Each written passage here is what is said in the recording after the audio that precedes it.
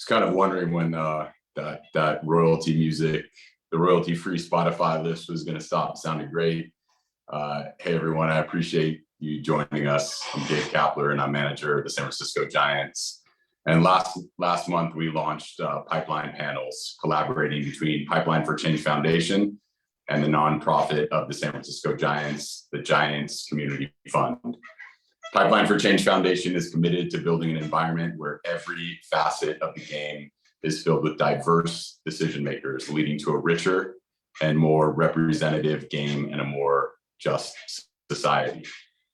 And using baseball and softball as a vehicle, the Giants Community Fund seeks to promote health, education, and character development to empower youth to be Giants on the field, in the classroom, and in the community. The goal of Pipeline Panel is simple. It's to use the platform of professional sports for social change by uniting experts across the industry to speak on crucial and timely societal topics that are not always easy, but necessary for uniting our community. Today, in honor of Pride Month, we'll use this space to unite together to discuss how allies can work together to create a safer space in the clubhouse for LGBTQIA+ individuals. To help moderate our panel is Roscoe, the Chief Diversity Officer of the San Francisco Giants. Roscoe is in his 8th season with the San Francisco Giants and first as the organization's Chief Diversity Officer. Roscoe is a founding member of 3 major impact groups at the Giants: the Diversity, Equity, and Inclusion Council, the Black and LGBTQ+ employee resource groups. Roscoe is also a member of the board of directors at the San Francisco AIDS Foundation, which centers health justice in its goal to end AIDS and is actively prioritizing representation in its work. Welcome, Roscoe. Thanks, Cap. Good to be here with you.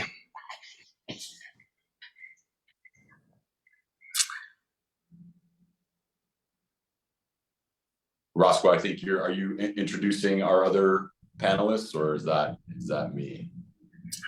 I thought that was you, but I'm happy to do so. Who we have with us today is Tara Gore. Tara is a longtime baseball executive who was with Major League Baseball for 14 years. Producing music and entertainment, as well as the Senior Director of Growth Marketing at the Office of the Commissioner. She's produced over 300 live music performances with the biggest music artists in the world. She specialized in original content for music and sports that was featured and sponsored by leading brands, both in music and the sports world. She is currently the owner and CEO of Gore Media, which specializes in cutting-edge creative products ranging from music videos to documentaries and docu-series production and all kinds of things. So Tara, welcome to the conversation today. We're really, really glad to have you. Thank you so much. And also with us is Bryan Ruby. Bryan is a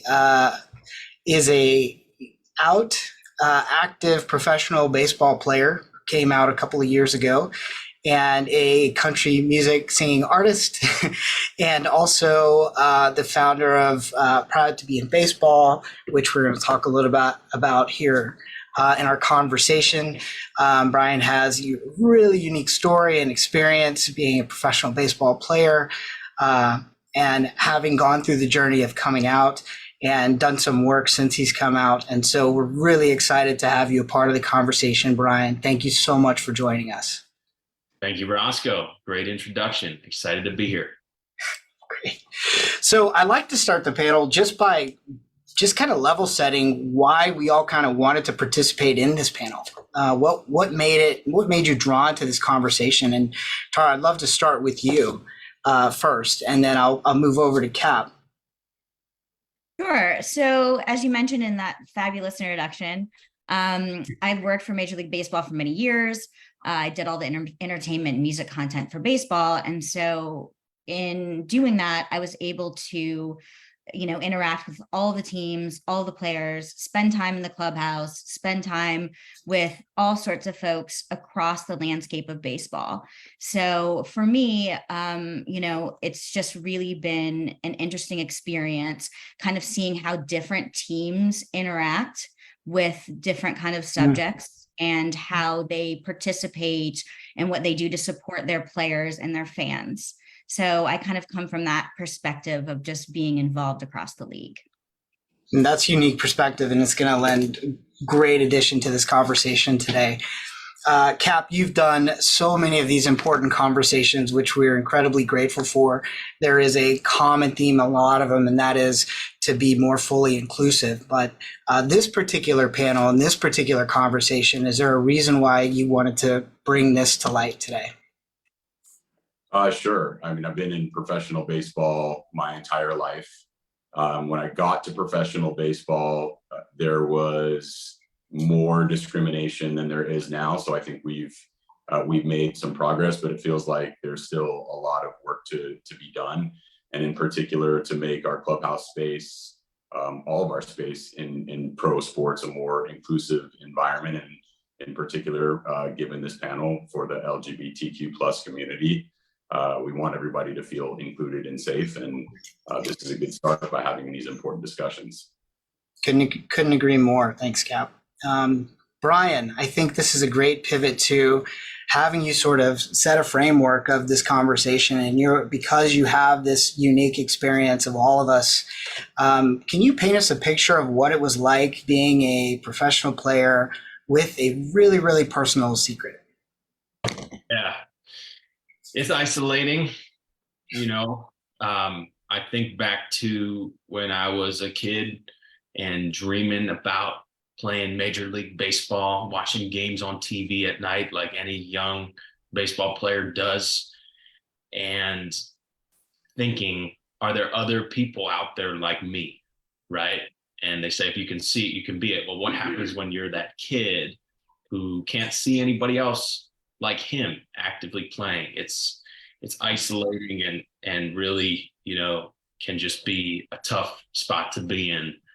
Flash forward a decade when you are that pro player, and granted, I'm a journeyman guy, I'm nowhere near the big leagues, but an independent pro player who's played overseas a bunch. I really felt like I wanted to say something because I didn't have a hero as a kid, and that's kind of why I decided to come out and start our organization, Proud to Be in Baseball, wearing the shirt right now.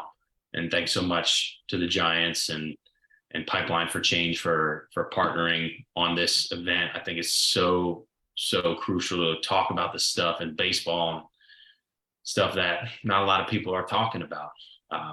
If there's anything that I can do within this is to really just provide a voice for actual LGBTQ players.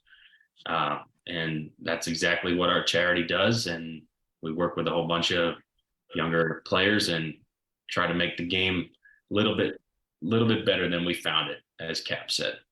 Thanks, Bryan. It's really interesting when I met you and having met Tara, you all have an intersection on how you sort of met, and that's sort of part of your coming out journey. Can you talk to us a little bit about what it's like when you come out to yourself, and then how you met Tara?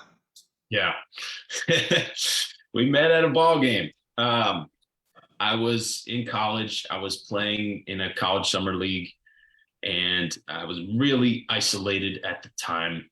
Our coach, our whole coaching staff really at the time was saying some things that weren't great, some homophobic comments, and definitely created a culture that was really difficult for me to be on that team. And I saw that the Mets were having Pride Night, and that just so happened to be 4 hours drive away from where we were playing the night before, and happened to have an off day the next day, which doesn't happen a lot, as you know.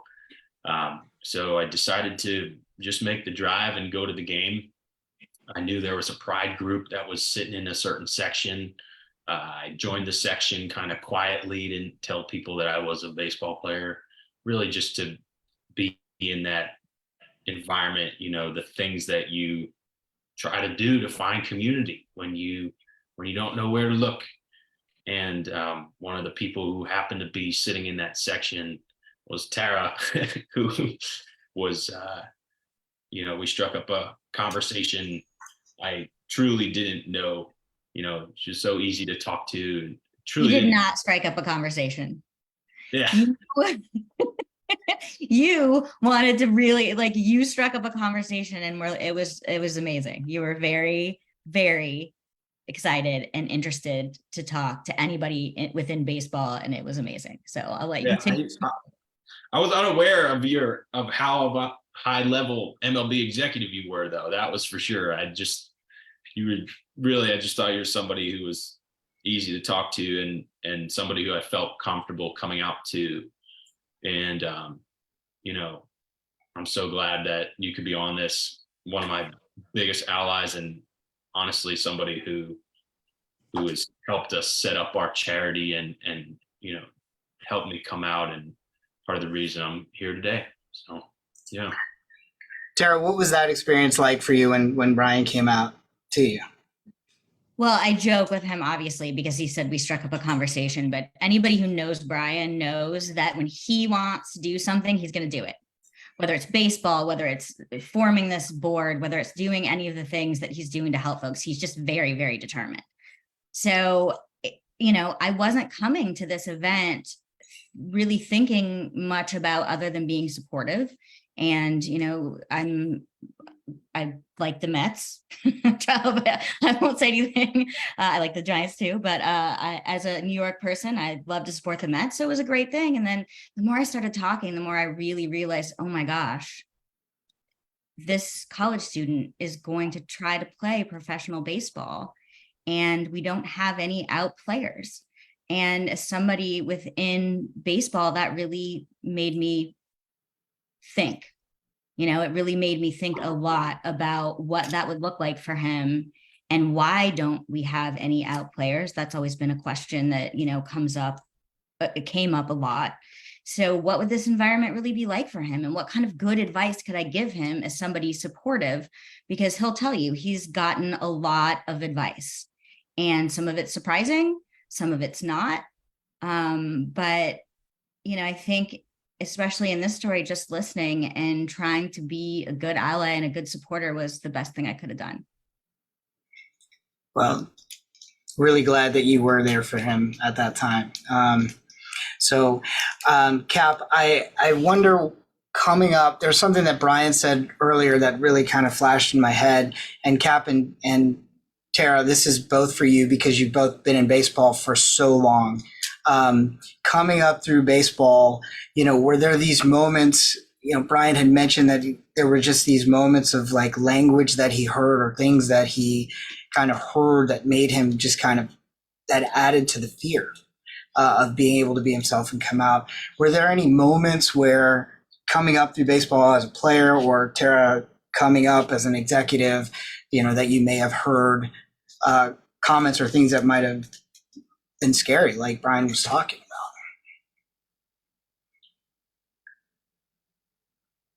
Tara, do you want to go first? I'm happy to tackle this. No, go ahead. So as a player, a whole lot more.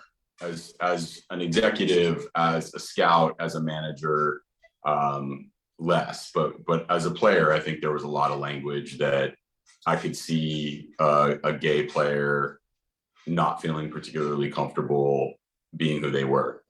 And I think a lot of that just has to do with the insensitivity level of players at that time. I do think I've been in clubhouses now for the last 3 or 4 years without hearing much language at all.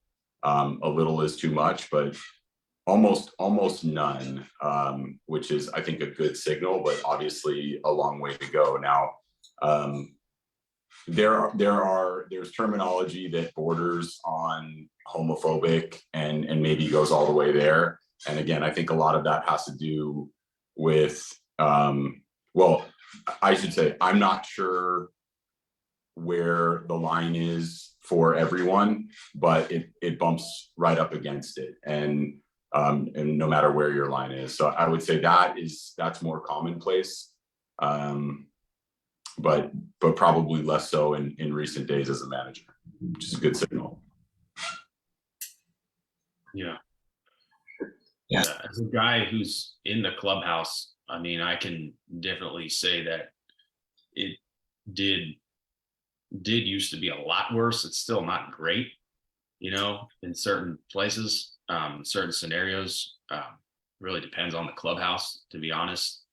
But there is a general sense of like we are moving in the right direction. You know, we look at the amount of out players though across all levels of baseball, and it's still not a lot. And there's a reason for it, and you know, so it's just something to keep an eye on. And I mean, I'd be interested to hear what it was like in on the executive level, like for you, Tara, working at Major League Baseball, and what that's like.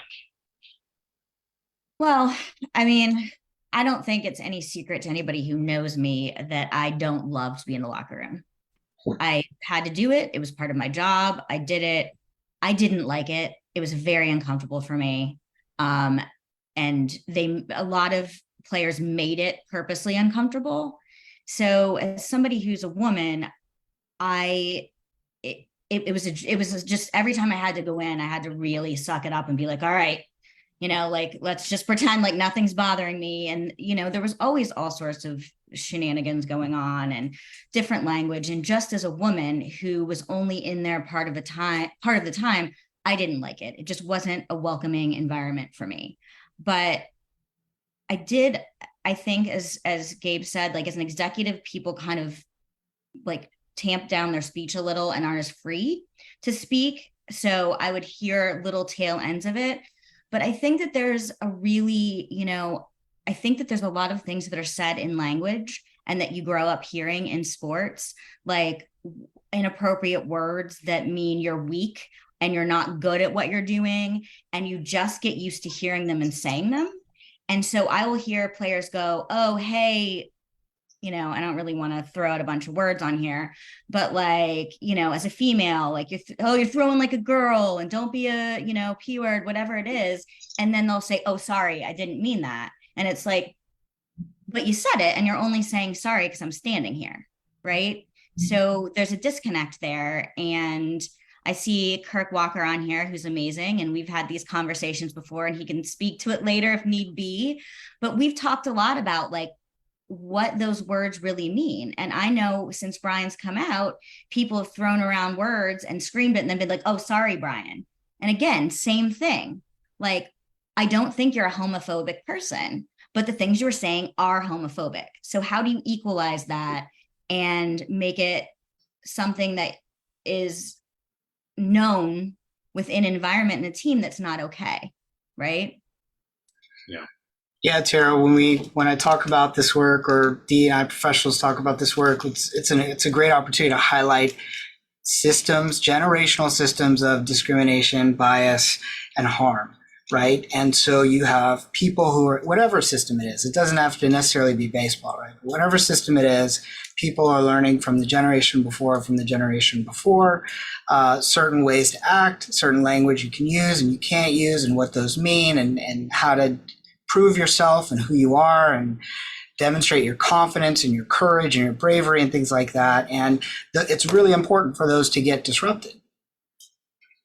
Yeah, absolutely. So I'm really, really, really glad to hear you say that. Bryan, can you sort of describe what a supportive environment looks like for you now that you are out? What are the type of things that people can do?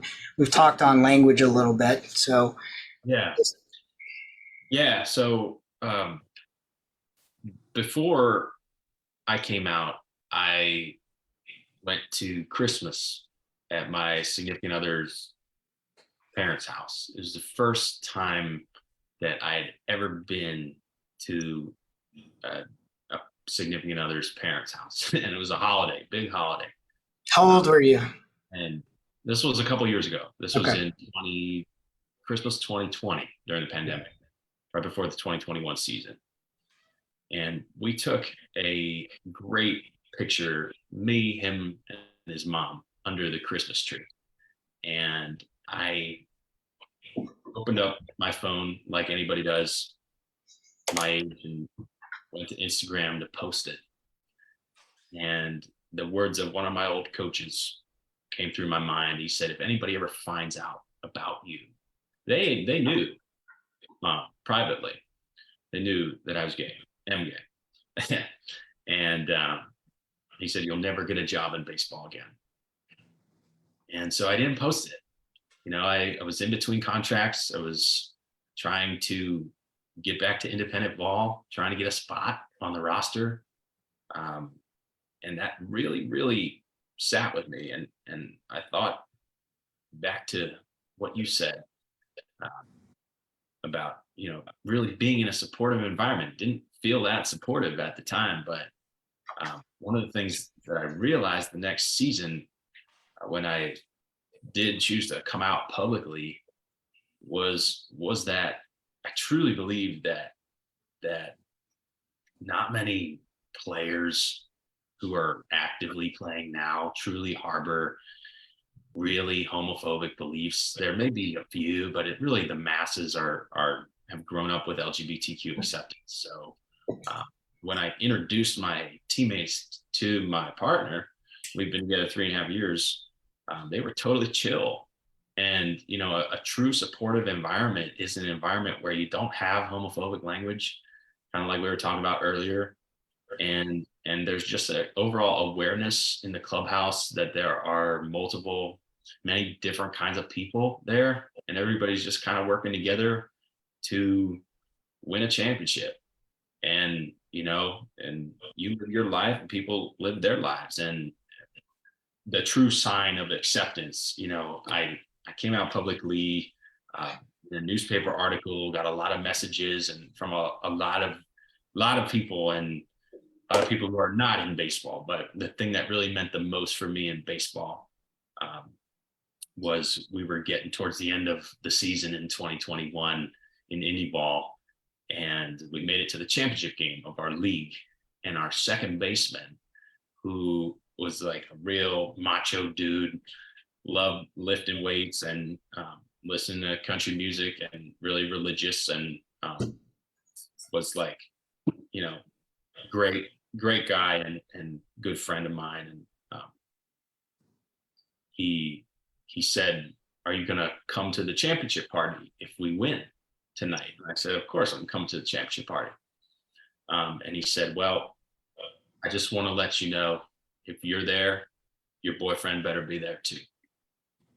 And it's just truly just getting to be one of the guys on the team. And that's what's meant the most to me, more than any message or interview that I do or anything. Just continuing to play. And if there's anything that I could show with what we're doing now with Proud to Be in Baseball and our charity, and it's just that it's possible in this day and age to play baseball and date whoever you want to date.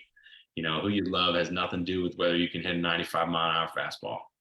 They're two completely separate things, and it's 2023, and I really hope and believe strongly that most players who are playing today would be supportive, you know, if they were aware that they had LGBTQ teammates or coaches or people who work for the team. You know, this isn't just like a player thing. You know, this is baseball organizations are businesses and have all kinds of people there. And it's really, you just want to create, and I think the Giants are doing an awesome job of this. You want to create the culture and a system of values that enables all kind of people to be the best versions of themselves possible. Because I'll tell you that, and I don't want to talk too much, but my batting average went up 90 points from before I came out to my teammates to after at the end of the season. I was hitting like 240, not great. in lower level professional baseball and brought that way up. And I just felt like it was such a weight off of my shoulders that I could live my life authentically and receive acceptance. And the thing I'm most proud of and within all of this is just the fact that baseball showed that it could be accepting, you know, and we definitely have a long way to go, but we're on the way there. Bryan, thanks for sharing that with us. That gave me chills when you talked about your second baseman who invited your boyfriend with you. I bet that's something you did not expect at all. Yeah.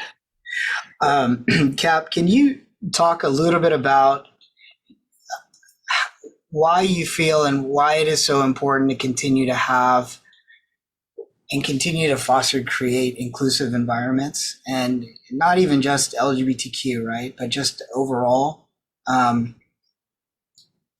for everybody in the clubhouse and folks who are supporting the clubhouse and everything else. What are the benefits that you see when you're able to do that? Because I've seen you do that. Yeah, no, I think the benefits are twofold. Number one, which is the most obvious, just the right thing to do in the world. Kind of, Bryan mentioned baseball is a business. These sports franchises are businesses, and the businesses outside the sports world look to the sports world for examples and cues and best practices. So from a showing businesses how to do the right thing, I think we have that responsibility in sports. It's number one. Number two, and maybe this is somewhat selfish, but I think it's just straight up a competitive advantage, right? Bryan called it out, right? His batting average jumped when he felt more comfortable as a human being in the clubhouse, and all of a sudden, probably some weight fell off his shoulders. He steps into the batter's box and feels a little bit stronger and a little bit more confident. And I imagine his team, who was depending on him to perform, felt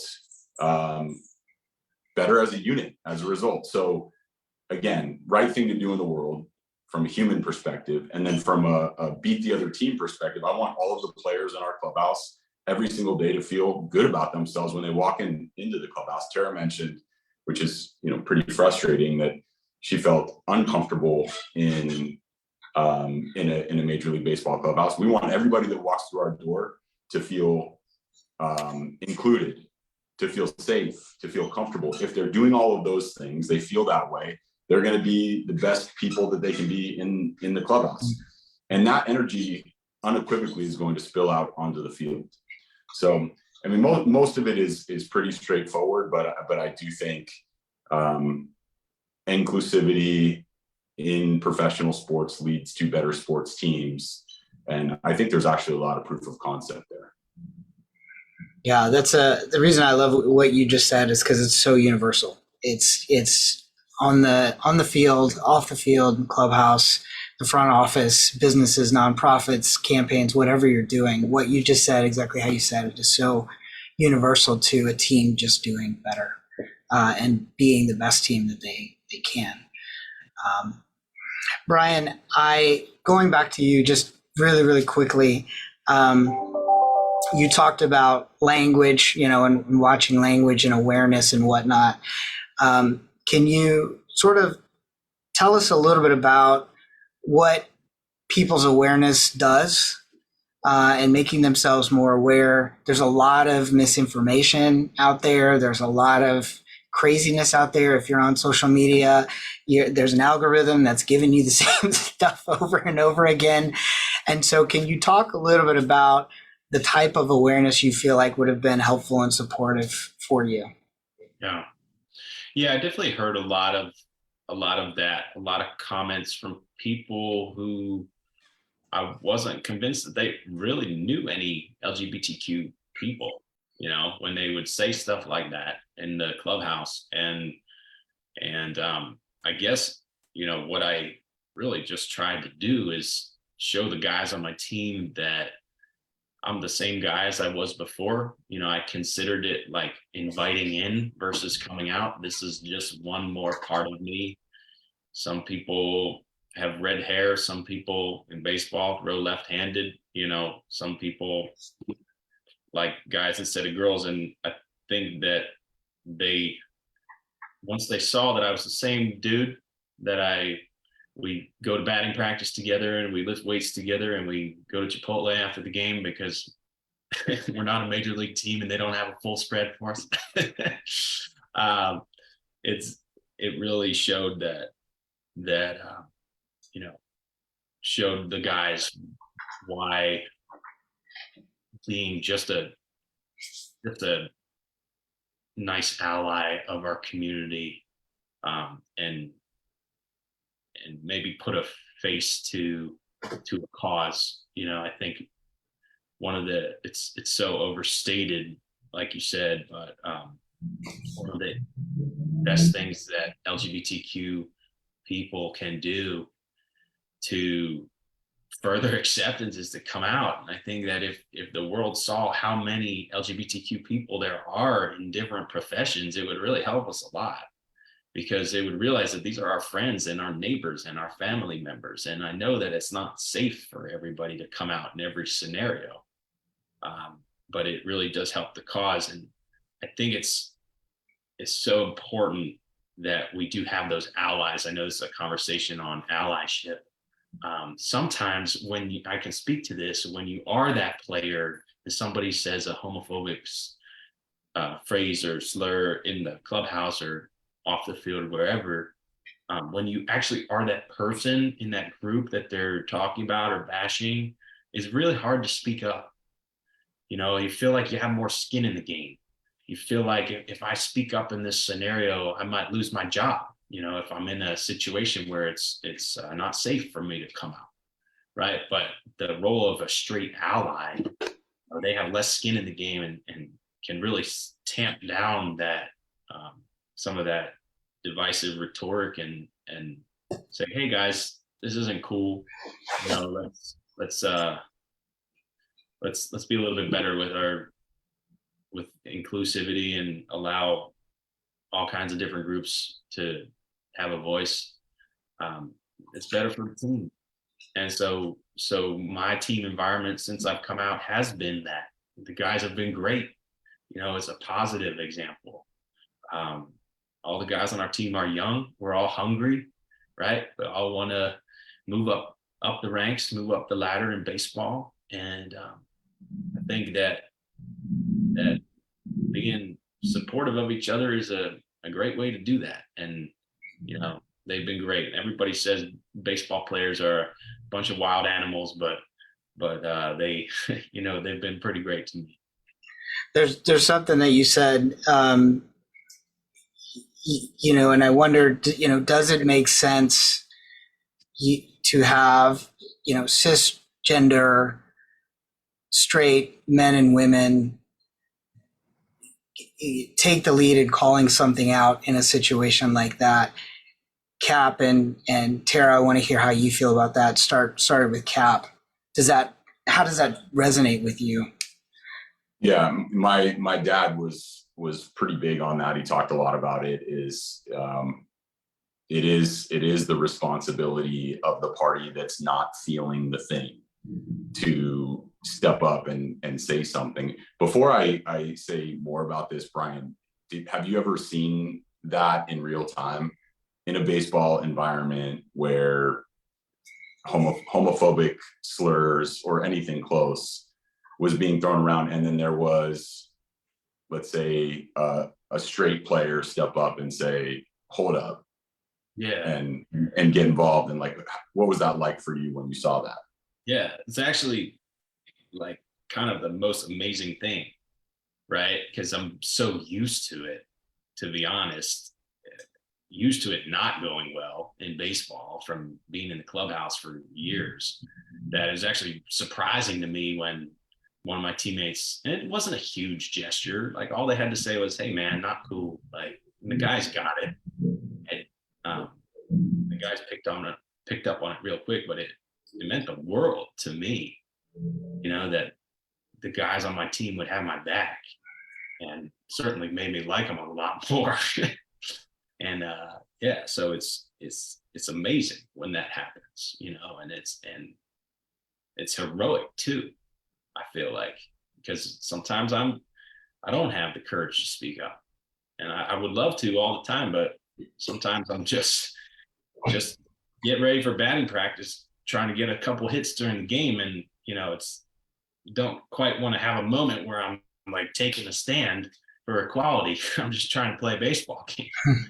And, when my teammates can do that, it takes even more weight off my shoulders and helps me play the best that I can. Roscoe, one more here real quick, just for my own curiosity. Would you prefer that in the form of right there in the moment in front of a group of people? Is it more like, so I'm just thinking about myself in the role, right? Would it be better for you? And I guess it's going to be different for everybody because everybody has a different perspective, but where that's just addressed in front of the group? Or is it more taking that player to a more private space and being like, look, like, I think you're really missing something. Not sure what you're saying, how you're saying it, and how it's coming off, but here's this other way. Like, walk me through group setting, private setting, what's best?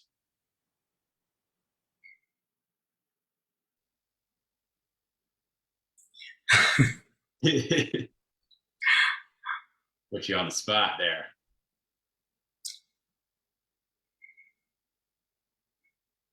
Sorry, I might have missed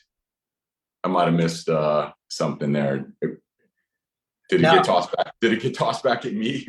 Or No. I don't know. I thought you were asking Bryan. I think Bryan thinks you're asking me. Oh, sure. I mean, look, the question is for Bryan, it's for Roscoe, it's for really. I'm curious as to how to support best and how to be that ally. I can answer that. I mean, as the player himself, like, it's really a judgment call on your part if you feel like it's appropriate to address it in front of a group or to address somebody in a one-on-one situation. One thing that always seems to work, and one thing that I do when I talk to coaches, talk to a lot of younger coaches at lower levels of the game, is like having a really clear-cut team identity and set of values that reflects, and you can point to certain stuff that, in college, our mascot was the Brewers, and we had the Brewer beliefs, right? And no affiliation with Milwaukee Brewers, but, and when I was a team captain in college, and when a player did something that didn't really line up with the team values, I would take them aside and say, hey man, like, look, we got these things, we're working together to win a championship. And, let's just make sure that we're really thinking about these values. And I think they would get it. And so I don't know. I mean, it's definitely a moment if you call it out in front of the whole group, right? But you got to be really prepared to take a stand. And sometimes those moments are necessary. That can create an iconic moment of leadership in the clubhouse for somebody, whether it's a coach or a manager or a team captain or any player, right? We see these in sports movies. Somebody takes a stand and they say something in the clubhouse and everybody rallies around it. But it's a judgment call. And I mean, I'd be interested, Tara, with your business background and being at higher levels, like, is it, do you want to call it out? Do you want to try to lay back? It's a tough call. So I think, and this is good advice generally, I think, for anybody who wants to be an ally. I think that fostering what you guys are saying, and I say in business speak, is accountability, right? If we have these values and these systems that we're setting up, we want to hold everybody accountable, and we want accountability for everybody on the team to follow these values. And I think in sports, where it gets very murky, especially at the league level, there isn't this ability to have the accountability on every single thing because teams have their own set of values too within the league. So I think that that's where the leagues struggle in trying to really support things in a way that they could or should, right? Because it's very much an accountability issue. So as an ally, no matter what, because here's, what you always have to remember is you don't know who is in the room with you. There are plenty of players out there who have talked to us and we know that they are gay or, bisexual, but nobody else in the room knows. So as somebody who's an ally, you always have that opportunity to say, I don't know who's in this room. It doesn't matter who's in this room, but this isn't okay. And everybody needs to be held to a higher standard. And when you elevate that within yourself and within any type of team or organization, and you're doing it in a positive way, like you've done, Bryan, and like you guys are all trying to do, it just sets the bar higher. And you don't have to have as many of those awkward conversations calling people out. You're just holding yourself to a different standard all the time. I think that's really, really well said. If you don't mind, I'd like to tack on to what both of you said. It really is good to hear, Bryan, you say that. It sets a powerful tone if you do it live and in the moment, right? And there's certainly a way that you can do it without it being completely disruptive and still making an impact. So that's important. There was Kurt in the comment said something about doing it live in the moment and then pulling somebody aside to have an additional conversation can always be helpful too. Knowing your players really, really well helps guide that as well. But kind of piggybacking on what Tara said, the answer is set up a system prior to when this happens so that when a moment of discrimination or bias happens, people know how to flag it and what that means. So coming up with a system where everybody knows if they hear something sexist, if they hear something homophobic, if they hear something racist, there is a key word or something we do as a team or an organization or a club that pauses, calls it out, recognizes it, and then moves on, and then has the follow-up conversation. And just getting that system sort of in play well in advance so that people understand that there is a system that we have to make sure that we are realizing our values in real time. And there's a number of different ways to do that. So I think calling it out in real time can happen. Setting up a system to where you can do that is even better. Pulling people aside and having conversations is always really, really, really, really good as well. And then, of course, there are the accountability mechanisms that Tara was touching base on as well. So it's a really great question. Yeah. Yeah. How important, Tara, we talked about this a little bit, is it to be an ally, and when is the best time to be an ally? Well, I think it's always the best time, right? I wasn't expecting that at the Mets game, even though it was, Pride night, and I wasn't expecting somebody to come up and have a real heart to heart with me about, what they're feeling and what their career looks like. But I think, if you make yourself available to that and you make yourself available to anybody, who needs to talk through anything, people realize that and they come to you in different scenarios. So I really think that the best allies are just people who are always there, they're always available, and they're always supportive. And, as an ally, you don't always, you don't know how that person's feeling. You can empathize and sympathize, but you don't always know. So taking as much and learning as much as you can, like there are many times, and Bryan will attest to this because I've gotten so invested in trying to help and understand, and I will just be in tears about certain things that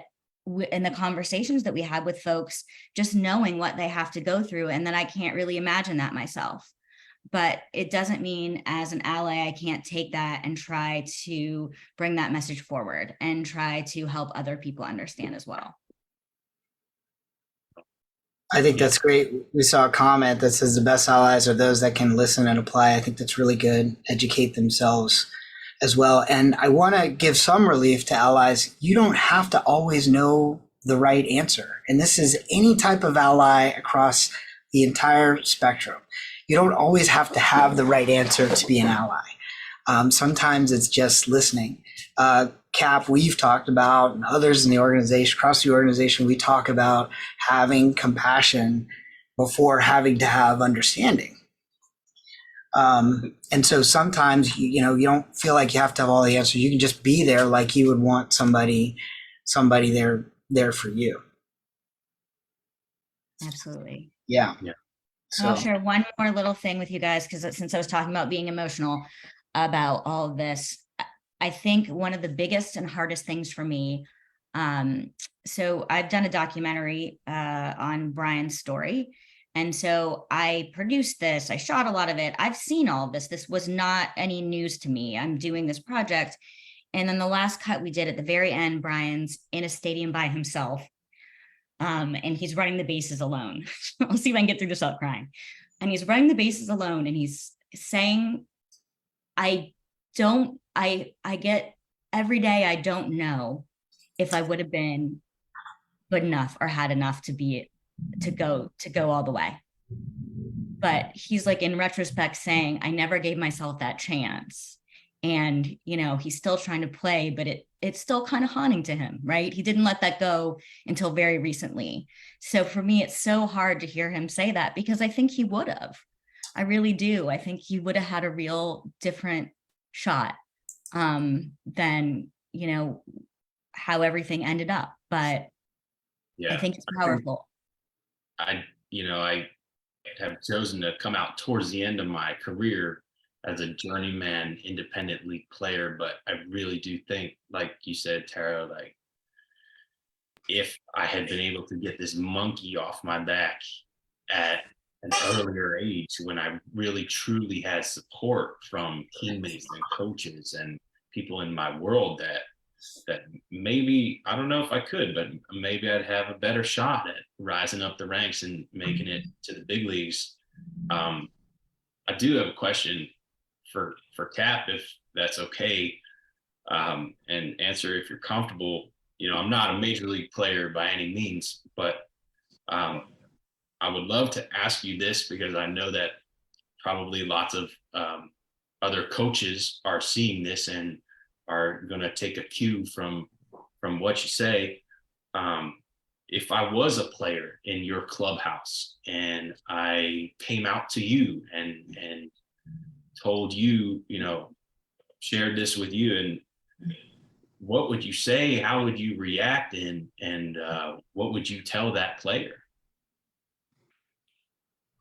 I'd start by listening. I think that's what a lot of people are saying, and hearing your perspective and hearing your story, knowing that every player is going to have a slightly different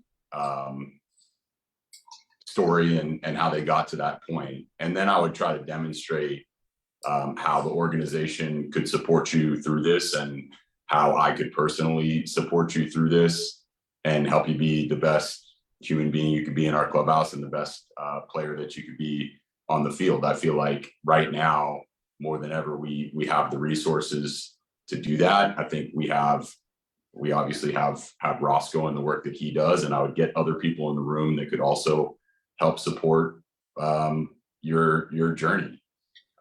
Taking a step back, and this is probably why I feel the highest level of empathy here.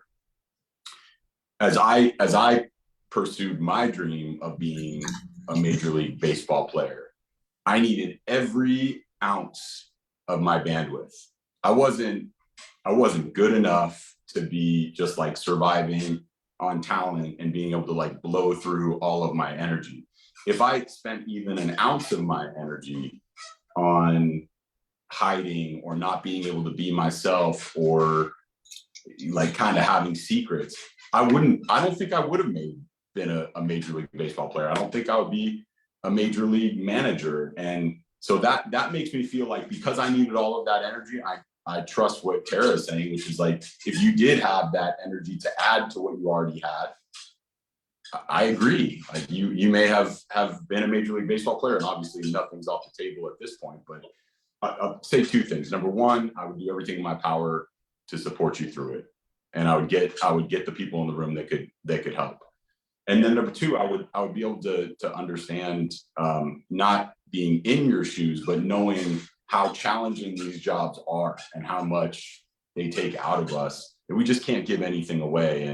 And so I would be in your corner to try to free you up to be the best player and person you could be. Man, that's like exactly what I wish I could have heard from my coach at the time when I when I came out to them. I think about like all the people who are going to see this, right? Because we'll blast it out over social media. Our charity will, your charity will, and the people who look up to you, you know, with your status and position, and that's like, you literally can't get a better. This is like an exemplary instance of how to be an ally right there. Like that is the gold standard right there. And I just wish that I had that, and I didn't, but we can change that. And so thank you for saying that. Seriously. 100%. I believe it too. I mean, I believe that that's how, I mean, this is what we're all driving towards, right?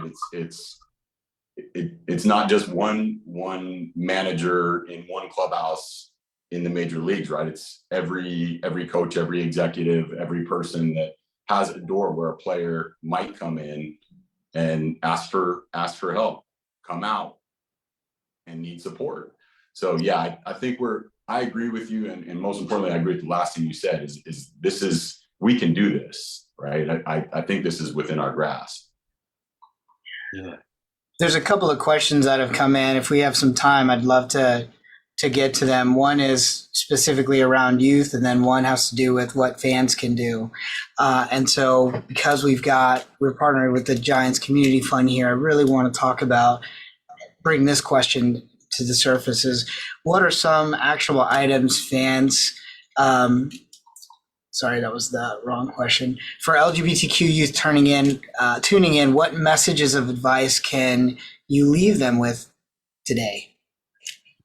We'll start with you, Bryan, because I know that you create that space for youth to be able to come to. Yeah. Yeah. Number one message, it does get better. You know, I think a lot of the messages that we get, especially with our charity, are from people in very isolated places where they're struggling. The biggest thing I can say is it does get better as you learn to love who you are. Our whole name, we are proud to be in baseball. We are literally proud to be baseball players. Like Cap says, it takes a lot of work to get good at baseball, you know, and we're proud to be in the LGBTQ community. And that's a process to really embrace who you are and love who you are. And another piece of advice that I would give for younger athletes is search for other people like you. We all need to find community. We need a friend group. I wish I could have had a friend group of people like me who played baseball when I was a kid. And there are some great organizations who are doing exactly that. Outsports.com is a site that is devoted exclusively to LGBTQ plus stuff in sports. So tune in. The Sports Equality Foundation has resources for all kinds of sports, not just baseball, for people in the LGBTQ plus community and allies, and ways for them to connect. And so do we for baseball. So find your people. That's my biggest piece of advice. Even if you can't see them where you are in your specific location or your specific team right now, we all got one of these. And even though my phone screen's cracked right now, I can still Google our charity or Pipeline for Change, and really, you know, it's empowering to feel like you're part of something. So join up, find your allies, find your supporters, and it'll get better. Great. Cap or Tara, did you want to add to that? I can add just real quick. Kirk dropped in the Sports Equality Foundation in the chat, so check that out. I'm also on the board of Proud to Be in Baseball, and one of the things that I think is really important that we do, if you don't have your people and you haven't found your people yet, there are a lot of books out there that we can help with, and we donate to schools and all sorts of different places to at least hear a story that might resonate with you, and you be able to kind of not feel so alone. So if you haven't found your people yet, feel free to reach out. We've got a lot of good suggestions, and I think that that's something that is really helpful, and not feeling alone. We have a collection that specifically curated of LGBTQ plus sports books, like biographies, autobiographies. It's really only a few dozen in existence that we've been able to find in English. So one of the things that our charity does, Proud to Be in Baseball, is we donate these collections to certain schools, community centers, universities, or individuals if they want it. And we deliver it to them. And it's a box of books, and then books that I wish I would have read when I was a kid. I didn't know about that could have helped me to find somebody like me, So thank you, Tara. Cap, did you want to add to that and go to the next question? Yeah, I'll keep it succinct. If I was talking to a young athlete, I would just say there's plenty of space for you, and you're going to find a safe space when you get here. Yeah. Important message. What can fans do to create a more inclusive LGBTQ environment as a fan for players? And I will add to that for other fans as well. Great question. And maybe you can speak more generally as a player. What are the type of things that fans do to help you feel welcome and supported and things like that? We can start there. Number one was messages that I got after coming out. I truly thought that I was going to get a lot of hate mail. I really didn't. 95% of it was positive, and it meant the world to me to hear from fans. Continue to show up on nights like Pride Night. It's one game of the year, to show that there is interest and clubs need to know, teams need to know that there is a large group of LGBTQ fans and people who want to see progress. Sometimes I feel like we've seen this with Pride Nights, and I'm going to tread lightly. Sometimes we've all seen criticism in the media of certain Pride Nights from certain athletes. The thing that I always try to say is that's one voice in the room. And that may be the loud voice, the loud negative voice, but let's hear from some of there's a Major League Baseball 40-man roster. Let's hear some from the 38 of the people who want to see this or would be cool with LGBTQ acceptance in the game. So it's continuing to voice your opinion, show support the LGBTQ players that support LGBTQ organizations. Be a willing ally, like Tara talked about. I mean, there's so many things. Just showing up, continuing to push means the world to actual queer people. We need as much help as we can get. I want to add to that really quickly. Be a public ally as much as you can, not just at the ballpark, but in your everyday life. Help create an environment, in our neighborhoods, in our schools, in our churches, in our families, with our families, where some of the things that we talked about that cause harm don't exist in those environments anymore. It's no longer okay to exist in those environments. Creating a bigger world where LGBTQ community is more included, has a sense of belonging, just like everyone else, will actually help players at all levels, coaches at all levels, staff at all levels, front office folks at all levels, because society is reinforcing that support where they are. And doing it when there isn't an LGBTQ person in the room, and doing it when there may happen to be an LGBTQ person in the room. So, well, listen, thank you all so much. I'm going to turn it back over to Cap before I think we've hit our time, unfortunately. I could talk about this forever, as I'm sure you all could as well. So, Cap? Yeah, no, I just wanted to say thank you as well. I appreciate the conversation. I think we all learned a lot, and I look forward to the next one. Thanks, everyone. Thanks, everybody. Take care. Thank you. It means a lot. Thank you for having us. We appreciate it.